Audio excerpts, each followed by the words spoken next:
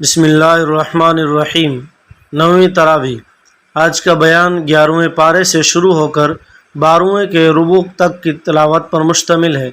10ویں پارے کے آخر میں ان منافقوں کا ذکر تھا جو اپنے کفر و نفاق کے سبب جہاد میں شرکت سے عذر کر بیٹھے رہے۔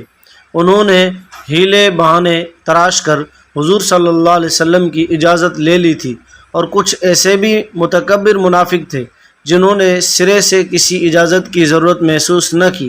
چنانچہ یعتذرون الیکم سے ان منافقین کا بیان ہے جنہوں نے حضور صلی اللہ علیہ وسلم کی جہاد سے واپسی پر آپ صلی اللہ علیہ وسلم کی خدمت میں حاضری دی اور عدم شرکت جہاد کے جھوٹے عذر تراشے۔ حضور صلی اللہ علیہ وسلم کو اس صورتحال سے بذریعہ وحی باخبر کرایا گیا اور فرمایا گیا کہ آپ ان سے فرما دیجئے کہ فضول اور جھوٹے عذر نہ تراشو، ہم تمہیں سچا نہ سمجھ سکیں گے۔ اللہ تعالیٰ آگے ارشاد فرماتے ہیں کہ بعض لوگ ایسے ہیں کہ زکوٰۃ کو اپنے اوپر بوجھ سمجھتے ہیں اور حضور صلی اللہ علیہ وسلم کے حق میں زمانے کی گردشوں کا انتظار کر رہے ہیں کہ موقع ملتے ہی منحرف ہو جائیں۔ ایسے لوگوں کا چکر خود انہی پر مسلط ہے، وہ سب کچھ سنتا اور جانتا ہے۔ منافقین کے ذکر کے بعد مومنین کا بیان ہے کہ وہ مہاجر اور انصار جنہوں نے سب سے پہلے دعوت اسلام قبول کی اور وہ نیک لوگ جو ان کے پیچھے آئے، اللہ ان سب سے راضی ہوا اور ان کے لیے جنت کی بشارت ہے۔ اس کے بعد مسجد ضرار کا ذکر ہے۔ جیسے منافقین نے مسلمانوں میں نفاق پیدا کرنے کے لیے تعمیر کیا تھا، اللہ نے اس کی مذمت فرمائی اور وہ مسمار کر دی گئی۔ اس کے بعد وہ 3 صحابہ کا ذکر ہے جنہوں نے جہاد میں شرکت نہیں کی تھی، ان کا بائیکاٹ کیا گیا تھا۔ 50 دن کے بعد اللہ نے ان کی توبہ قبول فرما کر معاف کر دیا۔ اس کے بعد سورہ یونس کا آغاز ہوتا ہے۔ اس صورت میں بھی اسلام کی 3 اہم پہلو یعنی توحید، رسالت اور آخرت کی طرف مشاہدہ کائنات کے ذریعے توجہ دلائی گئی ہے، اور اس کے ساتھ کچھ عبرت انگیز تاریخی واقعات کا ذکر کر کے ان مضامین میں توحید و رسالت اور آخرت کو ذہن نشین کرایا گیا ہے۔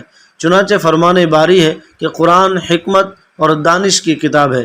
یہ کوئی عجیب بات نہیں ہے کہ ہم نے تم ہی میں سے ایک آدمی کو تمہاری ہدایت کے لیے پیغمبر بنا کر تمہارے درمیان بھیجا ہے۔ جو ان کی ہدایت قبول کرے گا فلاح پائے گا، منکرین کے حق میں کوئی شفاعت کام نہیں دے گی۔ اس کے بعد اللہ نے دوزخ کے عذاب سے ڈرایا ہے اور جنت کی نعمتوں کی خوشخبری دی ہے۔ ناشکر لوگوں کا ذکر کرتے ہوئے ارشاد فرمایا کہ جب ان پر کوئی مصیبت آتی ہے تو پھر ہر وقت اللہ کے حضور میں گڑ گڑاتے ہیں، مگر جب اللہ ان کی مصیبتوں کو دور کر دیتے ہیں اور ان پر فضل فرماتے ہیں تو پھر یہی لوگ ایسے ناشکرے ہو جاتے ہیں گویا ان پر کوئی برا وقت پڑا ہی نہ تھا۔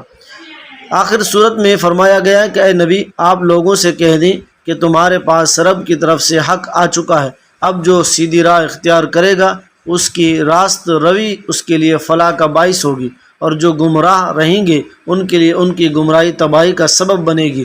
صبر کیجئے جہاں تک کہ اللہ فیصلہ کر دے گا، اللہ ہی بہترین فیصلہ کرنے والا ہے۔ اس کے بعد سورہ ہود شروع ہوتی ہے۔ اس صورت میں پچھلی قوموں پر نازل ہونے والے قہروں اور مختلف قسم کے عذابوں اور پھر قیامت کے ہولناک واقعات اور جزا اور سزا کا ذکر خاص انداز میں آیا ہے۔ آغاز صورت میں قرآن کی آیات محکم اور صاف صاف سے یہ بیان کیا گیا ہے، پھر آگے چل کر وَمَا مِن دَابَّةٍ فِي الْأَرْضِ إِلَّا عَلَى اللَّهِ رِزْقُهَا سے فرمایا گیا کہ زمین پر چلنے والا کوئی جاندار ایسا نہیں جس کا رزق اللہ کے ذمہ نہ ہو۔ پھر کائنات کو پیدا کرنے کی حقیقت بیان کی گئی۔